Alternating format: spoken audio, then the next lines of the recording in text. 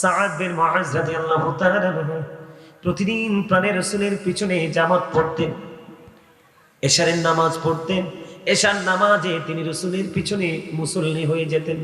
উনি এখান থেকে রাসূলের পিছনে নামাজ পড়ে পড়ে বন্ধু প্রতিদিন তিনি চলে যেতেন নিজের গোত্রে গিয়ে ওখানে আবার তিনি ইমাম হয়ে যেতেন। খেয়াল করেন, তিনি প্রতিদিন রাসূলের পিছনে বন্ধু মুসল্লি, তিনি প্রতিদিন রাসূলের পিছনে মুসল্লি। এখান থেকে বন্ধু তিনি কে করলেন, প্রতিদিন ওনার গোত্রে যাইতেন, তিনি ওখানে গিয়ে তিনি আবার ইমাম হয়ে যেতেন। একদিন তিনি অনেক লম্বা কেরাত দিয়ে তিনি এশারের নামাজ পড়ালেন জামাত। অত্যন্ত গুরুত্বপূর্ণ আলোচনা, শিক্ষণীয় বিষয়। বন্ধুরে আমার, অনেক লম্বা কেরাত দিয়ে তিনি এশারের নামাজ পড়িয়ে দিলেন। এশারের নামাজ যখন তিনি পড়িয়ে দিলেন, এশারের নামাজ বন্ধ পড়িয়ে দেওয়ার পরে অনেক লম্বা কেরাত দিয়ে পড়লেন। পড়ার কারণে তিনি কি করলেন, ওনার পিছনে একজন মুসল্লি ছিলেন, তিনি খেজুর বাগানের মালিক। তিনি কি করলেন না, ওই রাসূলের প্রিয় সাহাবীর পিছনে তিনি নামাজ পড়লেন না। নামাজ না পড়ে তিনি একা একা নামাজ পড়ে তিনি খেজুর বাগানে পানি দেওয়ার জন্য চলে গেল। এরপরে বন্ধু এই খবর আমার রাসূলের কাছে চলে গেল। আমার রাসূলের কাছে নালিশ করা হলো, ইয়া রাসূলুল্লাহ, ইয়া হাবিবাল্লাহ, নবী গো, ওই ব্যক্তিটা জামাত চলাকালে তিনি জামাত পড়লো না, একা একা নামাজ পড়ে তিনি খেজুর বাগানে চলে গেলেন। খেজুর বাগানে পানি দেওয়ার জন্য তার কারণটা কি? কারণ হলো ওই যে ইমাম সাহেব ছিলেন তিনি অনেক লম্বা আয়াত পড়েছে, কেরাত পড়েছে। এই কথা বলার পরে বন্ধু, যিনি জামাত ছেড়ে দিলেন, যিনি জামাতে নামাজ পড়েননি, আমার রাসূল ওনাকে কোনো ডাকাডাকি করলেন না। যিনি ইমাম, ওনাকে ডাকলেন। ডাকার পরে আমার রাসূল বললেন, যখন তুমি কোনো বড় জামাত পড়াবে, তখন তুমি ছোট্ট ছোট্ট ছোরা দিয়ে নামাজ পড়াবে, কারণ এখানে অনেক রকমের সমস্যার অধিকারী মানুষ থাকতে পারে। তুমি ছোট ছোট দিয়ে নামাজ পড়াও, আর যখন তুমি ছোট জামাত পড়বে, তোমার ইচ্ছে মতো যত মন চায় তুমি যত সুন্দর করে বড় কেরাত দিয়ে নামাজ পড়ো।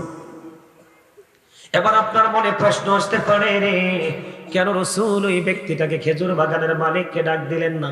এই কারণে বন্ধু, মুমিনের প্রতিটা কাজ পর্যন্ত ইবাদত।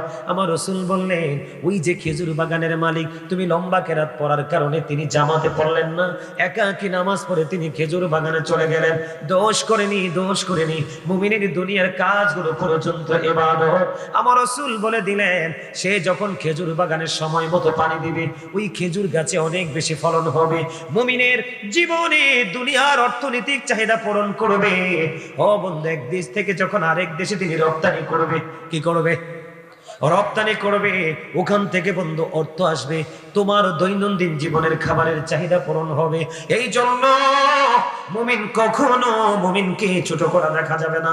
বন্ধুরে আমার, আমি আপনাদেরকে বলে দিতে চাই, আজকে আমি বলে দিতে চাই রে, আপনারা যারা বাবা মা আছেন অথবা ফ্যামিলিতে যারা কি করে, ফ্যামিলির চাহিদা মেটানোর জন্য যারা ইনকাম করে, আমার রাসূল, আপনার রাসূল, প্রাণের নবীজি তিনি জানিয়ে দিলেন, তুমি তোমার মা বাবার জন্য, ফ্যামিলি পরিবারের জন্য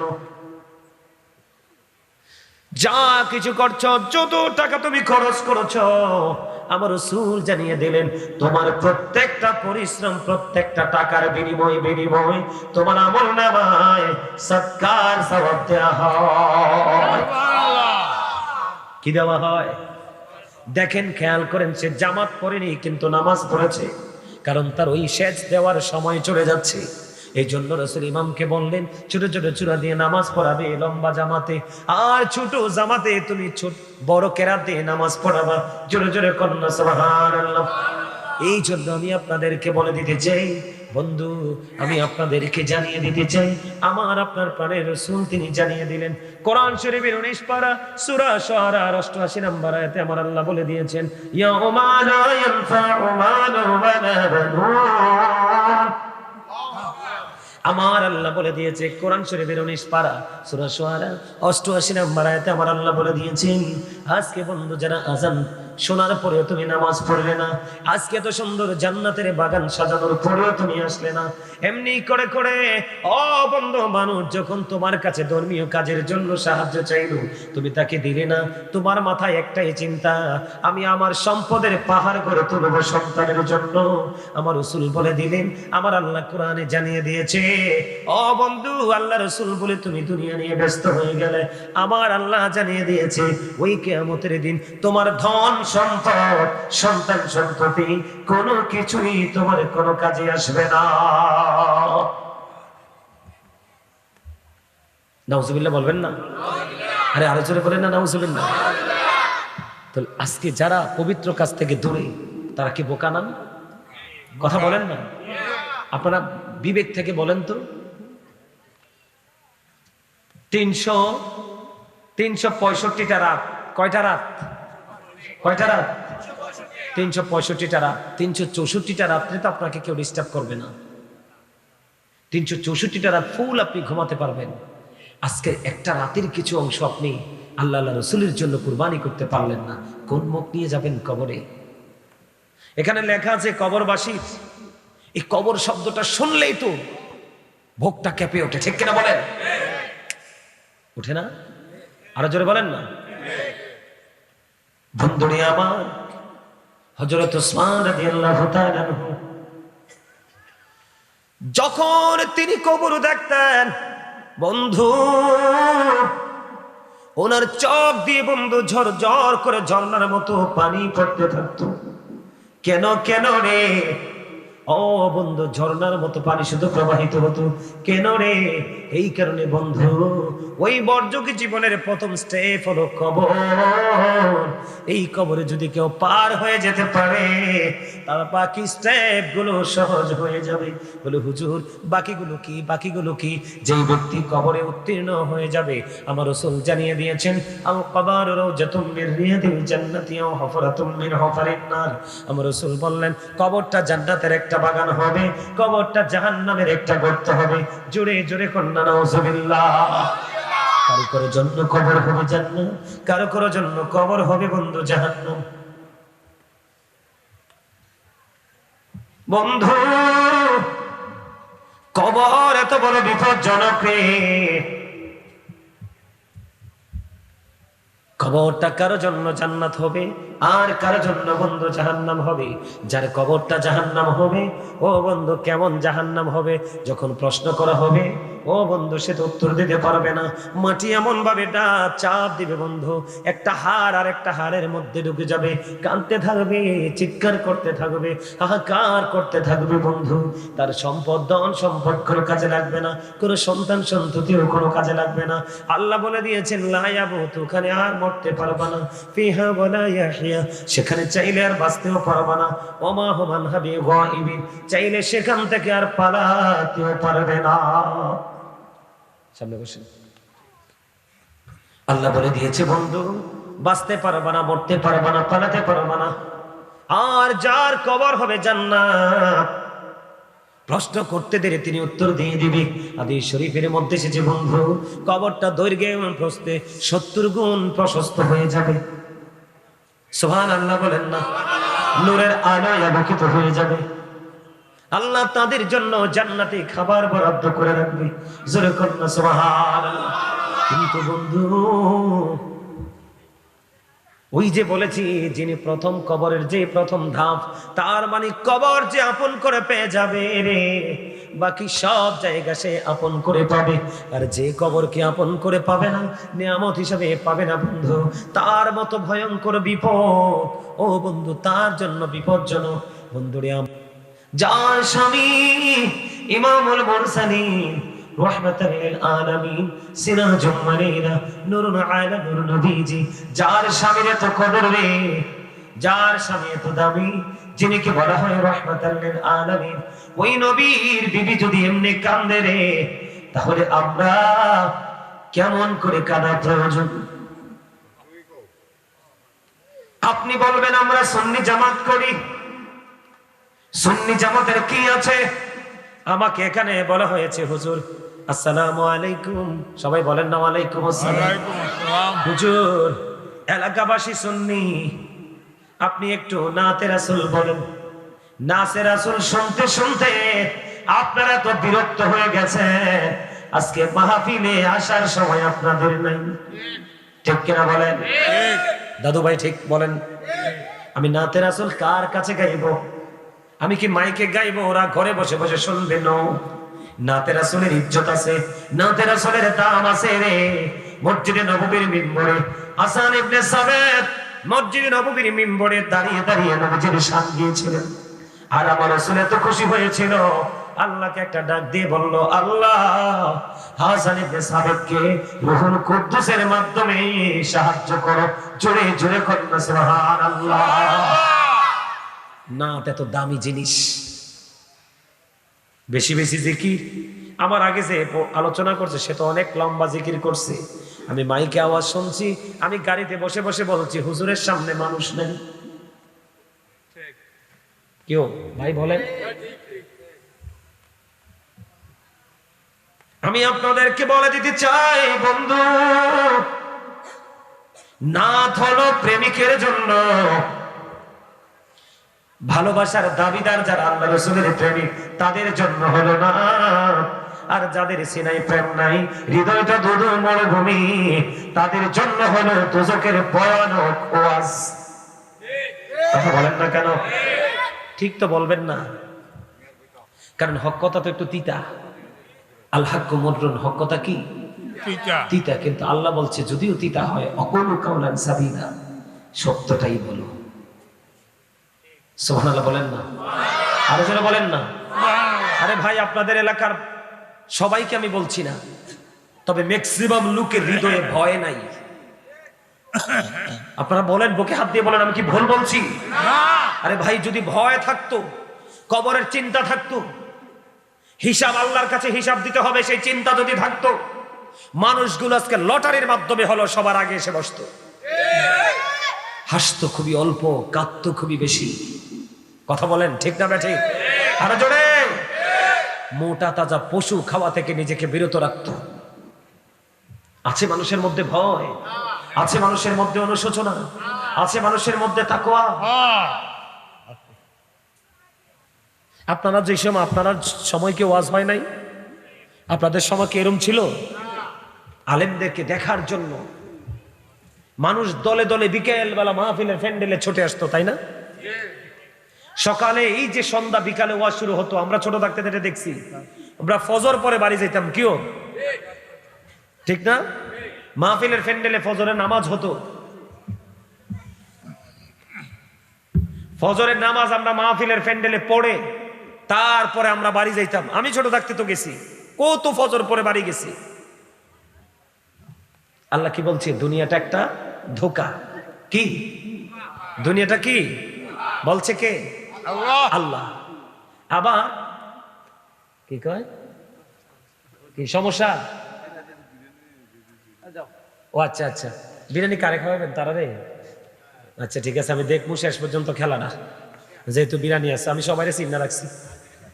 কথা কম। দাদু ভাই, আপনি আপনাদেরকে বলি, আগামী বছর থেকে মাহফিল করলে আমি বলে যাই, তাবারক করবেন না। আজকে বলে গেলাম আমি। এই তাবারুকের টাকা প্রয়োজনে মসজিদে দিবেন। কি ভুল বলছি? কিটা বলেন? আপনারা কিন্তু বিরিয়ানির জন্য আসেন নাই, কারণ মুসল্লিদের চেহারা দেখতে বোঝা যায় আপনারা আসছেন আল্লাহ রসুলের জন্য পাগল হয়ে। কথা কন না কেন? গতকালকের মাহফিল ছিল বিশাল। আপনারা এটার মনে ৫-৬টার সমান হবে প্যান্ডেল, আরো বড় হবে মানুষ। কিন্তু সর্বশেষে কিছু মানুষ আসলো, প্যান্ডেলে বললাম বসলাম, বসো না, তারা বসলো না, দাঁড়াই গেল। মুনাজাতের মধ্যে তো হট্টগোল শুরু করে দিয়েছে। বোঝেন নাই হিসাব? কথা আমার কথাগুলো কি খারাপ লাগে? হ্যাঁ, খেয়াল করেন, মা আয়েশা যিনি রাসূলের বিবি, আবু বকর সিদ্দিক রাদিয়াল্লাহু তাআলা আনহুর কন্যা, ওনার কি পাওয়ার মর্যাদার কি কোনো কম আছে?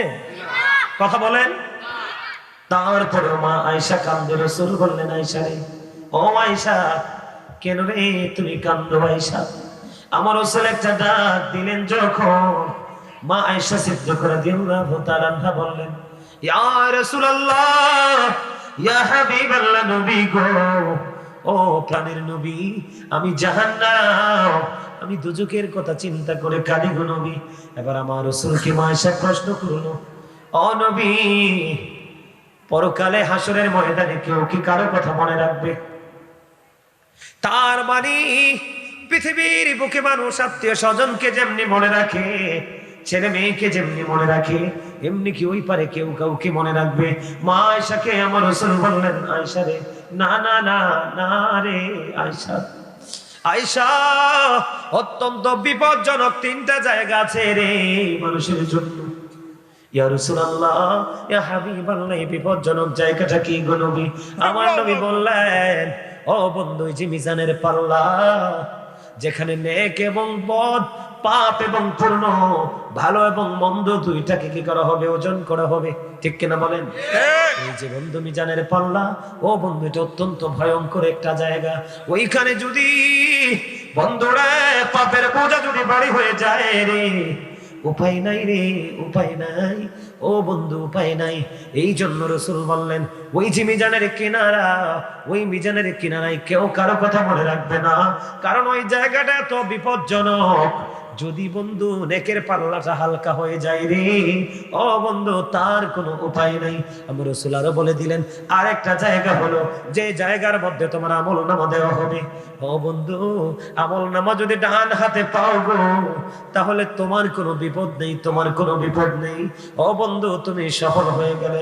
আর যদি তোমার আমলনামা যদি বাম হাতে দেওয়া হয় রে, ও বন্ধু, ঠিকানা তো দোজক ছাড়া, জাহান্নাম ছাড়ার কিছুই না। এই জন্য আমার রাসূল বলেছে, মিজানের পাল্লায় কিনারায় কেউ কারো কথা মনে রাখবে না।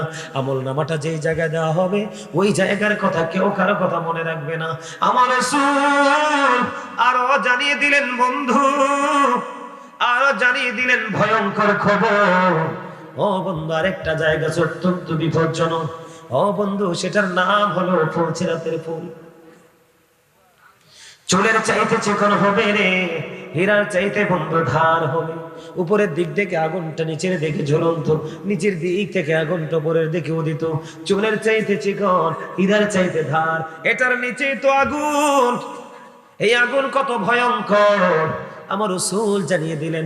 হযরত আবু হুরায়রা রাদিয়াল্লাহু তাআলা আনহু থেকে হাদিস বর্ণিত, আমার আপনার প্রাণের রাসূল তিনি বন্ধু জানিয়ে দিলেন,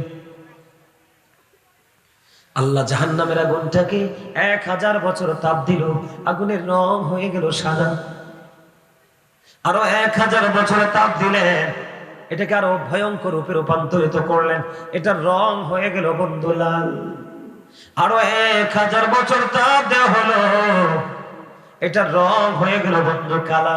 একে একে 3000 বছর উত্তপ্ত করে জাহান্নামের আগুনটা বরাদ্দ করা আছে রে। ও বন্ধু, এই দোজখ বন্ধু, তুমি ফুলসিরাতের পলটা যদি পার হতে না পারো, তাহলে তোমার ঠিকানা হয়ে যাবে জাহান্নাম।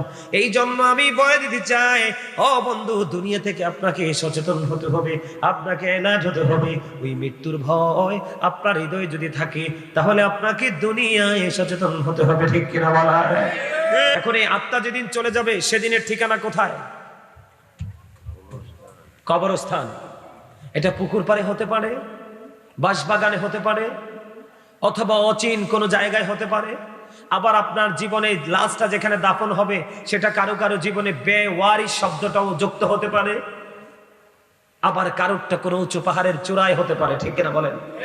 আবার তকদিরের উপর ডিপেন্ড করে। আবার কারোরটা মৃত্যুবরণ করে অজানা কোনো গন্তব্যে আপনার নদীতে ভেসে ভেসে চলেও যেতে পারে, কথা বলেন? কিন্তু মরতে, অল মেন উইল ডাই, সকল মানুষকেই মরতে হবে। এই মৃত্যুবরণ, মৃত্যুর স্বাদ কি কেউ এড়িয়ে যেতে পারবেন? আজরাইল আসলে, আমার তো মনে হয় আপনাদের এলাকার মানুষ যে মরবে, আমার মনে হয় তারা মরবে না। আমার মনে হয় তাদের আজরাইলের সাথে একটা নিকুটিশন হয়ে গেছে সম্ভবত। আমার কাছে মনে হয় আজরাইলের সাথে তাদের একটা কমিউনিকেশন আছে, যে আজরাইল, তুমি আমার কাছে কমপক্ষে 70, 80, 100 বছর তুমি আমার কাছে আইসো না, আমি তোমাকে 10 লাখ টাকা দিয়ে দিব। এইরকম ধরনের কোন কন্ডিশন বা কমিটমেন্ট আজরাইলের সাথে আপনাদের হয়েছে? হয় নাই? ও মা, আমি তো জানি আজরাইলের সাথে চুক্তি করা যায়, যায় না? যায় না? ওমা, এটা আবার কি কথা? আপনারা এটা বিশ্বাস করেন যায় না? যাক, আপনারা এটা বিশ্বাস করার জন্য আলহামদুলিল্লাহ। আমি তো দুঃখের সাথে কথাগুলো বললাম। 20তম মাহফিল চলছে, এই হাল মাহফিলে মানুষ কত সেন্সলেস হতে পারে, মানুষ কতটা স্টুপিড হতে পারে। আপনার জীবনে ঘুম দুনিয়া এত বেশি প্রয়োজন? কোরআন শরীফে এদিক তাকান, সূরা আলে ইমরান 185 নম্বর আয়াত, শেষ অংশে আল্লাহ বলেছেন, আমাল হায়াতুদ দুনিয়া ইল্লা মাতাউল গুরুর। এই দুনিয়ার জীবন, এই দুনিয়ার হায়াত একটা ধোঁকা। নাউজুবিল্লাহ বলেন না? এই আপনারা সবাই সামনে আসেন। আপনারা যেভাবে বসছেন এটা জান্নাতের বাগানে বসার কোনো সিস্টেম না। একদম এখানে আসেন সবাই, একদম আমার কাছে। সবাই আসেন, একদম কাছাকাছি আসেন, পিছনটা খালি থাক একদম। আর এই সুযোগে যারা যাওয়ার তারা চলে যান, আসেন। এই সামনে কিন্তু কোনো গ্যাপ রাখা যাবে না, একদম কোনো গ্যাপ রাখা যাবে না, একদম কাছাকাছি হয়ে বসতে হবে কিন্তু। আর আপনি যদি ডিস্টেন্স রাখেন তাহলে আমি আপনাকে প্রশ্ন করব যে আপনার সমস্যা কি, আপনি গ্যাপ ফিল আপ করতে অসুবিধা কোথায়? তো এখনকার মানুষ হার্ট অ্যাটাকে মরবো না কেমনে মরবো বলছে দাদা? আল্লাহ রাসূল বলেছেন, তুমি হার্টকে ভালো রাখতে হলে, জীবনকে সুন্দর সুস্থ রাখতে হলে তুমি মানুষের সাথে মিশো, মানুষের সাথে শেয়ার করো। আর সবচেয়ে মজার বিষয় হলো মাঝে মাঝে একটু হাসো। এখনকার মানুষ কি হাসতে জানে? বাপ রে বাপ, ছেলে একটা বিদেশ গেলে তো হে এত মোটা হয়, কথা কয় না কেন? এখনো কিন্তু টাকা আসে নাই বাংলাদেশের অ্যাকাউন্টে, ভালো কিছু করেও নাই। ছেলে গেছে, ওর ভাবে কিন্তু আশেপাশের মানুষ কাছেও আসতে পারে না, তাই না দাদা? আসতে পারে না। তো এই গম্ভীরতা, তার অহমিকা তাকে সংকুচিত করে দেয়। কি করে দেয়? তখনই যখন তুই সংকোচ পরিবেশের মধ্যে পড়ে যায়, তখনই তার হার্টের মধ্যে একটা প্রেসার তৈরি হয়। কি হয়? তখনই হঠাৎ করে একদিন সে দুনিয়া ছেড়ে চলে যায়। মানুষ বলে কি হয়েছে? হার্ট অ্যাটাকে মারা গেছে। কোথায়? কই স্পট ডেথ। আর দেখবেন, আপনি খেয়াল করেন, যে মানুষটা গোমরা অথবা গম্ভীর, আর আরেকটা মানুষ আছে পাশে, মানে কম খাক আর বেশি খাক, হাসতে জানে, মানুষের সাথে মিশতে জানে, দেখবেন ওই মানুষের সাথে হাসি খুশি মানুষের জীবনটা অনেকটাই স্বাভাবিক। এই জন্য রাসূল বলেছেন, জীবনকে সুস্থ রাখতে হলে, সুন্দর রাখতে হলে মাঝে মাঝে হাসো, মানুষের সাথে মিশো, মানুষকে দেখলেই সালাম দিয়ে দাও। তবে হিন্দু খ্রিস্টান বৌদ্ধকে নয়, মুসলমান পরিচিত হোক অপরিচিত হোক, তাকে দেখলে সালাম দিয়ে দাও। কেউ যদি ডাকে, তার ডাকে তুমি সাড়া দাও। কেউ যদি অসুস্থ হয়, তাকে সেবা করতে চলে যাও। কারণ রাসূল বলেছেন, তুমি একজন মানুষ অসুস্থ, সেবা করতে হবে না, তুমি শুধু তাকে দেখতে গেছো। তুমি তাকে দেখতে গিয়ে যতক্ষণ পর্যন্ত তোমার বাড়িতে ফিরে না আসবে, রাসূল বললেন, তুমি ততক্ষণ পর্যন্ত যেন জান্নাতি ফল সংগ্রহ করতে থাকলে। সুবহানাল্লাহ। এখন আত্মীয় দেখবো থাক দূরে, মা বাবাই তো ফোজা। কথা কন না কেন? এই আপনারা কথা বলেন না কেন? আপনাদেরকে আল্লাহ জবান দিয়েছে কি? আপনারা কি কৃপণ? তো কথা না বললে তো আপনাদেরকে কৃপণ বলবো না, তো কি করবো? বুঝেন না? আমি হিসাব বুঝাই। কথা আর দান দুটো একই জিনিস, ভিন্ন সিস্টেমটা ভিন্ন। যেমন আমরা 10 জনের ঘরে গেলাম মাদ্রাসার বা মসজিদের জন্য ধান তুলতে, সবাই দিল 5 কেজি করে, আর যার বেশি ধান হইলো সে কিপটা, সে দিল 1 কেজি। অন্যদের তুলনায় তারটা কি কম না? কথা বলেন না কেন? তো এটা কৃপণতা ছাড়া কি আর অন্য কিছু বুঝতে পারি আমরা? আমরা কি মিন করব? সে কৃপণ, তাই তো? তো এখন আপনার সামনে আল্লাহ আল্লাহ রসুলের কথা বলা হচ্ছে, আল্লাহ আল্লাহ রসুলকে নিয়ে কথা বলার পরেও তার জবান যার বন্ধ থাকে, তার চেয়ে বড় কৃপণ আর কেউ হতে পারে না। আর কৃপণকে আল্লাহ পছন্দ। আপনি মনে মনে আপনি বলবেন যে হুজুর না, আমরা কৃপণ না। তাহলে কি আপনারা প্রাউড ফিল করছেন? অহংকার করছেন? আল্লাহ ডাজন্ট লাইক দ্য প্রাউড। অহংকারীকে আল্লাহ পছন্দ করে না। অহংকার আল্লাহর কুদরতি গায়ের চাদর। যে অহংকার করলো সে যেন আল্লাহর কুদরতি গায়ের চাদর ধরে টান দিল। যে চাদর ধরে টান দিল তার ঠিকানা হয়ে যাবে জাহান্নাম। জোরে কর নাউজুবিল্লাহ। সবচেয়ে বড় দুর্ভাগ্যজনক, সবচেয়ে বড় অপমানজনক কথা হলো অহংকারীদের আযাব। মানে যারা অহংকার করে, প্রাউড ফিল করে। যেমন অহংকারটা আমি কি বলি, আমি এটা সুন্দর পড়েছি, অনেক সুন্দর পড়েছি। অহংকার কাকে বলে? আমি এটা আমাকে দিয়ে এক্সাম্পল দিচ্ছি। কি?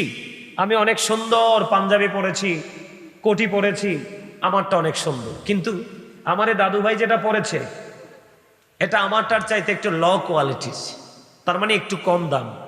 আমি যদি ওনারটা দেখে মুখটা বাঁকা করি তাহলেই আমি অহংকারী। নাউজুবিল্লাহ বলেন না। আপনি সুন্দর পড়েন, সর্বোচ্চ সুন্দর পড়েন, কারণ আমার আল্লাহ নিজে সুন্দর, তিনি সুন্দরকে পছন্দ করে। কিন্তু আপনি সুন্দর পড়ে সুন্দর করে আপনি আরেকজনকে কিন্তু ইনসাল্ট করতে পারবেন না। যদি আপনি করেন তাহলে আপনি অহংকারী। নাউজুবিল্লাহ বলেন আরো জোরে। যেটা বলতে চেয়েছিলাম, এগুলো কিন্তু ওয়াজ, আমার ওয়াজটাই এমন, আমার ওয়াজটাই কি এমন। আমি আপনাদেরকে বলে দেই, যারা অহংকারী, ছোট হোক আর বড় হোক, যার অন্তরে বিন্দু পরিমাণ অহংকার থাকবে সে জান্নাতে যেতে পারবে না। আর যার মধ্যে বিন্দু পরিমাণ ঈমান থাকবে তার ঠিকানা হবে জান্নাত। সুবহানাল্লাহ বলেন। তার মানে বিন্দু পরিমাণ হিংসুক ঠিকানা কোথায়? জাহান্নাম। আর বিন্দু পরিমাণ প্রেমিক তার ঠিকানা কোথায়? জান্নাত। একটা দলের জন্য বরাদ্দ হয় you have to go to hell, তোমাদেরকে মাস্ট বি চলে যেতে হবে জাহান্নামে। আর যিনি অহংকার মুক্ত হয়ে বসলো, আজকে আপনারা যারা এখানে আসেননি, গ্রামের মানুষ যারা আসেনি, তারাই তো অহংকারী। তাদের বিপদ চারদিকে, কিন্তু তাদের কোনো কি নাই, সমস্যা নাই। কাল হাসরের ময়দানে কিন্তু আপনি কোনো ধরনের এক্সকিউজ কিন্তু গ্রহণ করা হবে না, এটা তো জানেন আপনারা। যারা আসেনি তারা দুই ধরনের অপরাধের অপরাধী। কেমন? আল্লাহ রাব্বুল আলামিন এদিক তাকান। আল্লাহ রাব্বুল আলামিন আপনাকে আমাকে যে নেয়ামত দিয়েছে, এর মধ্যে জীবনের সময়গুলো একটা নেয়ামত। প্রত্যেকটা নেয়ামতের হিসাব, সময়ের হিসাব কিন্তু আল্লাহর কাছে দিতে হবে। আপনার আজকে কোনো কাজ নাই, ঘাটটা মোটা, আপনি অনেক পয়সাওয়ালা আসেননি, এই জবাব কিন্তু আপনি দিতে পারবেন না। এক। দুই নাম্বার হলো, যিনি আসলো না তিনি অহংকারী। কি? তিনি প্রাউড ফিল করতেছে যে আমার আল্লাহর দরকার নাই, রসুলের দরকার নাই। এইরকম চিন্তা যাদের আছে তারাই কিন্তু এরকম জান্নাতের বাগান থেকে দূরে থাকে। সম্মানিত উপস্থিতি, এই অহংকারীদেরকে কাল হাসরের দিন ছোট্ট ছোট্ট পিপিলিকার মতো করে তৈরি করা হবে। নাউজুবিল্লাহ বলেন না। পিপিলিকা দেখবেন আপনার আমার মনের অজান্তে পায়ের নিচে পিষ্ট হয়ে মারা যায়, তাকে ছোট্ট ছোট্ট পিপিলিকা বানানো হবে, বানিয়ে তার চারপাশে অপমান তাকে ঘেরাও করে ফেলবে, তাকে বাউলাস নামক জাহান্নামের দিকে টেনে হেসড়ে তাকে নিয়ে যাওয়া হবে। জোরে জোরে কন্যা নাউজুবিল্লাহ, আরো জোরে বলেন না নাউজুবিল্লাহ। আমি আপনাদেরকে একটা কথা মনে করিয়ে দেই, আমরা জানি না আল্লাহ আপনাদেরকে কেমনে বানাইছে। কোরআন শরীফে 30 পারা সূরা ইনফাতর আল্লাহ বলেছেন ফি আইয়ি সূরাতিন মা শাআ রাক্কাবা। আল্লাহ বলেছেন আল্লাহ ক্রিয়েটেড দ্য মাইন্ড। আল্লাহ আমাদেরকে আল্লাহর মন মতো করে বানিয়েছে, আল্লাহর ইচ্ছে মতো করে বানিয়েছে। এবার আসেন ওই 30 পারা আরেকটা সূরা আছে, সূরা 3, ওখানে আল্লাহ বলেছেন লাকাদ খালাকনাল ইনসানা ফি আহসানি তাকওয়িম। আল্লাহ বলেছেন আল্লাহ আমাদেরকে সুন্দর করে বানাইছে, যেটাকে বলা হয় ইংলিশে বিউটিফুল শেপ। মানে আমাদের গঠন প্রণালী এত সুন্দর, যেটা আসমান জমিন চন্দ্র সূর্য যা কিছু আছে সব কিছুর চাইতে সুন্দর। যদিও আমরা দুনিয়াতে কম্পেয়ার করি, এ খাটো এ লম্বা, এ মোটা এ চিকন, এ সুন্দর এ কালো, এ ধনী এ গরিব, এ শিক্ষিত ও মূর্খ, এইরকম কম্পেয়ার করার মেন্টালিটি সেটা আমাদের মধ্যে আছে, এটা দুনিয়ার সিস্টেম। কিন্তু আল্লাহ রাব্বুল আলামিন বলে দিয়েছেন আল্লাহ আমাদেরকে সুন্দর করে বানিয়েছে, মন মতো করে বানিয়েছে। এখন আমরা কি সুন্দর এবং মন মতো আছি? নাই। কেন নাই? কেন নাই? আমাদেরকে দুনিয়া মাতাল করে দিয়েছে।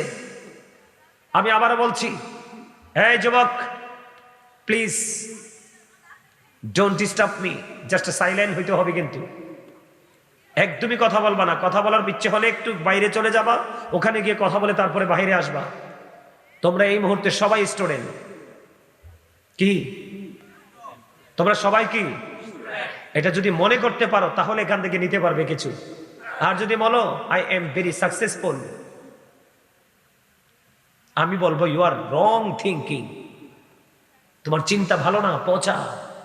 কারণ তুমি দুনিয়াকে বুঝেছো, দুনিয়াকে চিনেছো, সারা বাংলাদেশের রাস্তাগুলো তুমি সবগুলোকে তুমি কাউন্টিং করে ফেলেছো, সারা বাংলাদেশের প্রত্যেকটা রাস্তা তুমি চিহ্নিত করে ফেলেছো। ঢাকা যেতে হলে কিভাবে যেতে হবে, কিন্তু তুমি ওই পরকালের রাস্তা কিভাবে হাঁটবে, কিভাবে ফাড়ি দিবে, সেই সম্পর্কে তুমি 1% তুমি কি করতে পারোনি, কাউন্টিং করতে পারোনি। এটা একজন মুসলমান হিসাবে অত্যন্ত দুঃখজনক, অত্যন্ত বিপজ্জনক। আল্লাহ মানুষকে সুন্দর করে বানিয়ে মানুষের জন্য সুন্দর একটা রাস্তা তৈরি করে দিয়েছে।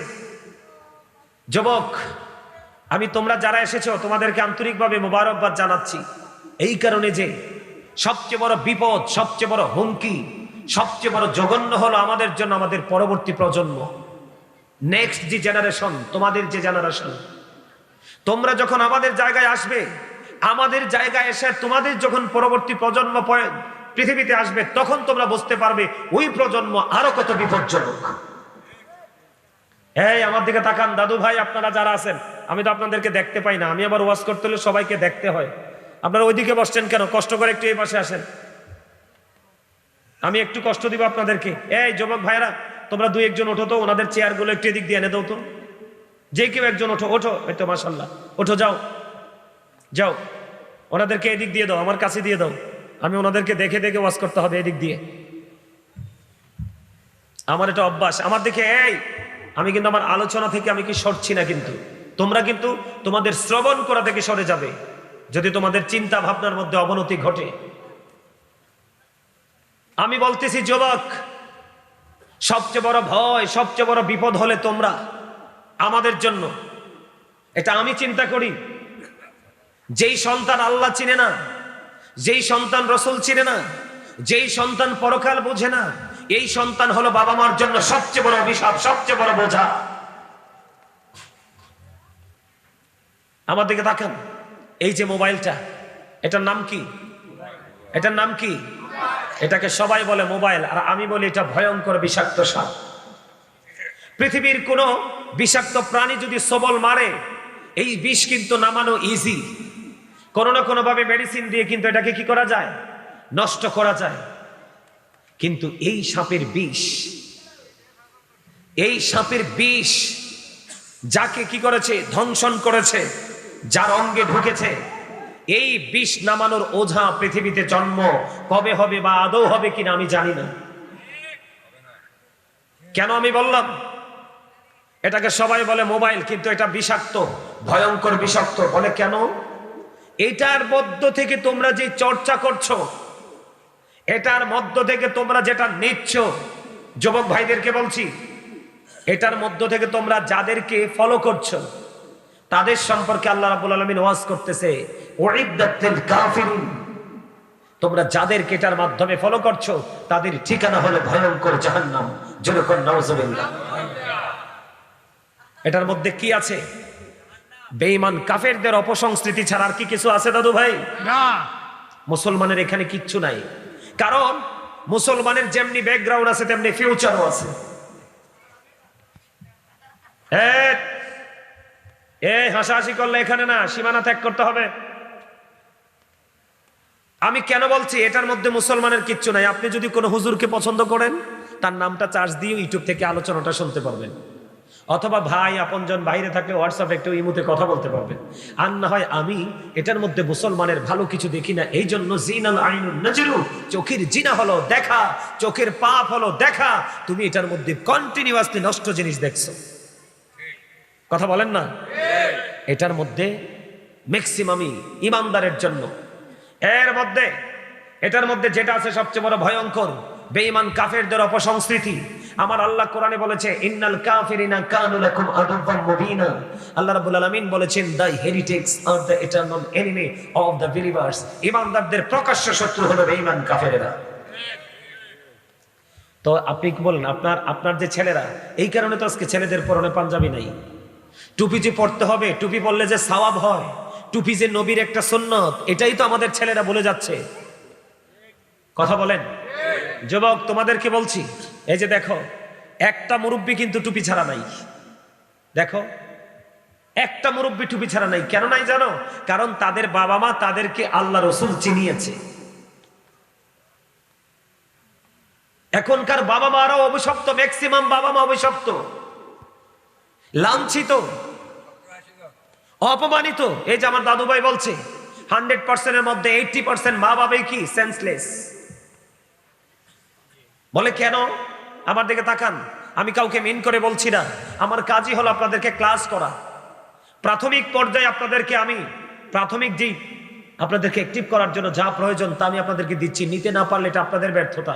আর একটা কথা বলে রাখি, আমার রাসূল বলেছে, আমি না, এই জায়গাগুলো যারা বিবেকবান তাদের জন্য। আলেমদের মজলিস, আমার রাসূল বলেছেন এগুলো বিবেকবান মানুষরা এখানে আসবে, যারা সেন্স এবিলিটি সম্পন্ন পার্সন, ওরা আসবে। এই যে ভাই তিনি নাকি বাহিরে থাকে, আমার এক ভক্ত অনেক দূর থেকে নাকি আসছে। কেন? ওই যে বাহিরে বসে বসে আলোচনা শুনছে, প্রিয় হুজুর এখানে আসবে, একটু সরাসরি দেখবো, এটাই তো, আর তো কিছু না। আমার কথা বুঝতেছেন? কেন আমি বাবাদেরকে, বাবা এবং মাকে কেন আমি বললাম ম্যাক্সিমাম বাবা মা সেন্সলেস? তার কারণ হলো, এই এদিকে তাকান, কথা বলা যাবে না। অত্যন্ত সূক্ষ্মভাবে যুবক ভাইদেরকে বলছি, তোমরাও কিন্তু কাল বাদে পরশু তোমরাও কিন্তু বাবা হবে। আমি তোমাদেরকে বলি, এইভাবে যদি পথ চলতে থাকো, জীবন চলতে থাকে, তাহলে তুমি দুনিয়া এবং আখিরাত কোনো জায়গায় তুমি নিয়ামত আল্লাহর কাছ থেকে পাবে না। কারণ তুমি যদি তোমার জব সেক্টরে চলে যাও, যেখানে তুমি কাজ করো সেখানে চলে যাও, তুমি কিন্তু সারাদিন সকাল টু বিকাল তুমি এখানে বসেছিলে, কিন্তু তুমি কাজ করোনি। তুমি কি বেতন পাবে? সবাই পাবে, তুমি পাবে না। কেন? তুমি কাজ করোনি। বিষয়টা এমন না? ঠিক এই দুনিয়াটাও আমাদের এক্সাম হল, এটা পরীক্ষার হল। এই পৃথিবীটা একটা পরীক্ষার খাতা। কেন বুঝে না মানুষ? অলিল্লাহি মা ফিস সামাওয়াতি ওয়া মা ফিল আরদ ওয়া ইলাল্লাহি তুরজাউল উমুর। আসমান জমিনে যা আছে সব আল্লাহ, একদিন সব কিছু আল্লাহর দিকে ফিরে। কি নিয়ে এত বিপদ মানুষের চারপাশে, তারপরও মানুষ আল্লাহর কথা মনে করে না। কয়দিন আগে ভূমিকম্প হলো, মানুষগুলো কম্পনটাকে এত ভয় পেয়েছে, কিন্তু যিনি কম্পন সৃষ্টি করেছে তাকে ভয় পায়নি। যদি পাইতো তাহলে মসজিদে, প্রত্যেকটা মসজিদ মুসল্লিতে ভরপুর হয়ে যেত। বাবা মাদেরকে বলছি, আমার রাসূল বলেছেন, আদিবু আওলাদাকুম আলা তালাতি খিসালিন হুব্বি নবিকুম ওয়া হুব্বি আহলি বাইতিহি ওয়া আলা কিরাতিল কুরআন। রাসূল বলেছেন, তোমরা তোমাদের সন্তানদেরকে তিনটি বিষয় শিক্ষা দাও। কয়টি বিষয়ের উপর? তিনটি বিষয়ের উপর শিক্ষা দাও। একটা হলো হুব্বি নবিকুম, নবীর প্রেম শেখাও, কারণ এটা ঈমান এবং ফরজ। নবীকে চিনা, নবীর ভালোবাসা সন্তানকে শেখানো, এটা কি? ফরজ। কারণ আলা আলা ঈমান আর ঈমান লা মুহাব্বাত লাহ, নবীর প্রেম নাই তো ঈমান নাই। এরপরে দুই নম্বরে রাসূল বলেছেন, হুব্বি আহলি বাইতিহি, নবীর পরিবার আহলে বাইতের ভালোবাসা শেখানো, কারণ নবীর আহলে বাইতকে ভালোবাসা এটাও ঈমান এবং এটাও ফরজ। সুবহানাল্লাহ। এরপরে রাসূল বলেছেন, ওয়া আলা কিরাতিল কুরআন, তোমরা তোমাদের সন্তানদেরকে কোরআন তেলাওয়াত শেখাও। কয়টা বাবা মাই দায়িত্বগুলো পালন করছে বলেন তো? করছে? বাবা মাই তো জানে না কিভাবে রাসূলকে ভালোবাসতে হয়, কিভাবে রাসূলের আহলে বাইতকে ভালোবাসতে হয়। এই আমি ছোট্ট একটা আয়াত, সূরা আলে ইমরান 185 নম্বর আয়াতের শেষ অংশে বলেছিলাম, আজকের জান্নাতের বাগান কেন ফাঁকা? আই মুহাইয়া আলাস সালাহ বলার পরেও মসজিদ কেন ফাঁকা? তার একটা মাত্র কারণ, আমরা শুধু দুনিয়া প্রেমী হয়েছি, দুনিয়ার লোভে পড়েছি। দুনিয়াতে কেউ যদি 500 টাকা দেয়, আমি তার পিছনে সারাদিন সময় দিতে রাজি। আর এত সুন্দর করে আল্লাহ আপনাকে আমাকে বানিয়ে দিল, বানানোর পরে এত সুন্দর পৃথিবী আপনাকে উন্মুক্ত করে দিল বিচরণ করার জন্য।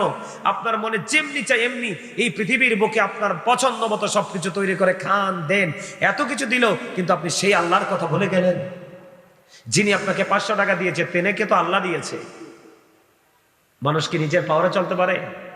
দুনিয়ার প্রেমে পরে আমরা আল্লাহ রসুলকে ভুলে গেলাম, মৃত্যুর কথা বলে গেলাম, কবর হাসরের কথা বলে গেলাম। আমি আপনাদেরকে বলে দেই, এই জন্য আমরা কেন দুনিয়ার প্রেমে পড়ছি? সন্তানের ভবিষ্যৎ, তাই না? কথা কয় না? সন্তানের ভবিষ্যতের জন্যই তো। আমি ভালো থাকবো, আমার সন্তানগুলোকে অনেক বেশি সম্পত্তির মালিক বানিয়ে দিয়ে যাবো, এই জন্যই তো। এই সম্পর্কে যে বাবা মা অনেক বেশি পৃথিবী লোভী, অনেক বেশি অর্থ উপার্জনে ব্যস্ত, যারা আল্লাহ রসুলকে ভোলে, আল্লাহ রসুলকে মনে রেখে আপনি যা ইচ্ছা তা করেন, সব নিয়ামত।